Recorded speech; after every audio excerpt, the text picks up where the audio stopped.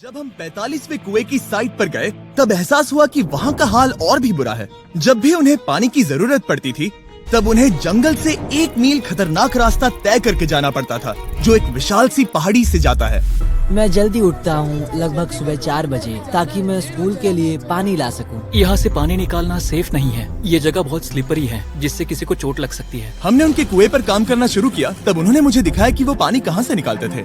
आपको दिन में ऐसे कितने चक्कर लगाने पड़ते हैं? 2 बार। दिन में 2 बार? ओह वाह! तो एक आम स्टूडेंट ऐसा ही कुछ ले जाता है? हाँ। ओह गॉड! अगर 200 स्टूडेंट्स ऐसा रोज करते हैं तो ये कितना मुश्किल होगा? बहुत मुश्किल हो सकता है। ओह गॉड! ये ढलान तो बहुत बड़ी है। अरे यार, ये ढलान तो रुकने का नाम ही नहीं ले रही। हर रोज मैं सच में दंग रह गया कि ये चढ़ाई कितनी मुश्किल थी। ये सब इतना कुछ करते हैं ताकि वो यहाँ तक पहुँच सके जहाँ इन्हें साफ पीने का पानी मिल सके। आमतौर पर आप पानी यहीं से लेते हो? हाँ। और पानी भरने के बाद ये जग्स लगभग 18 किलो तक हो जाते हैं, जो इन बच्चों के लिए पहाड़ियों से ले जाने के लिए बहुत मुश्किल है।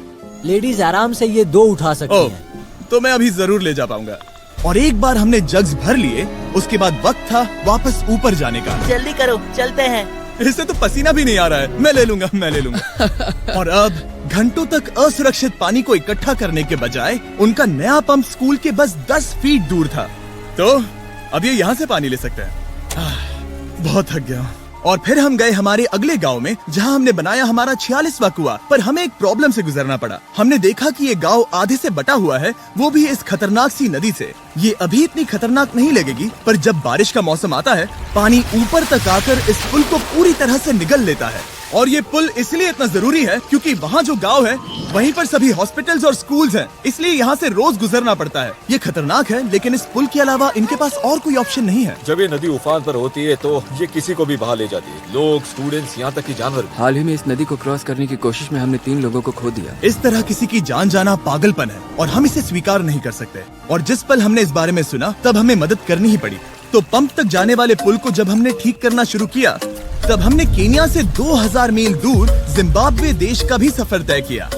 अफ्रीका में आए 1 हफ्ते से ज्यादा हो गया है और अब भी कई पंप्स लगाने बाकी है। तुम में से बदबू आ रही पर है। मैंने सुबह ही शावर लिया था।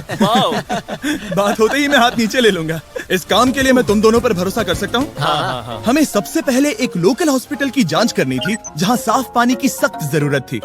अंदर जाने पर हमें पता चला कि इस क्लिनिक की इस गांव को कितनी जरूरत थी। 1 साल में यहाँ पर कितने बच्चे जन्म लेते हैं? 1 महीने में करीब 50। इसका मतलब 1 साल में पूरे 600। वाह! पर दुख की बात यह है कि इन प्रेग्नेंट महिलाओं को सिर्फ पानी लाने के लिए 1 मील तक जाना पड़ता है और इन भारी बकेट्स को लेकर वापस आना पड़ता है। पर अच्छी खबर ये है कि हमने इनकी पैसों से मदद की यहाँ पर एक मॉडर्न पंप लगाने के लिए।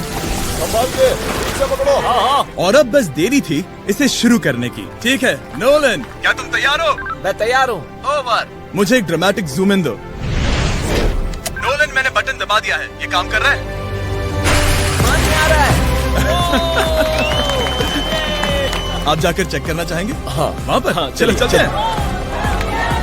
लोगों को पानी मिलता देख मुझे आखिर बहुत अच्छा खुशी हो पानी रही मिल ही है। गया। ये सच में कमाल की बात है। हमारा नोलन एक प्रोफेशनल डांसर है। हाँ। यकीन नहीं हो रहा, मैं डांस कर रहा हूँ। वो कर क्या रहा है? ओह गॉड, सॉरी, मैं नहीं चाहता कि आप इसे और देखें। साफ पानी मिले ये पक्का करने के अलावा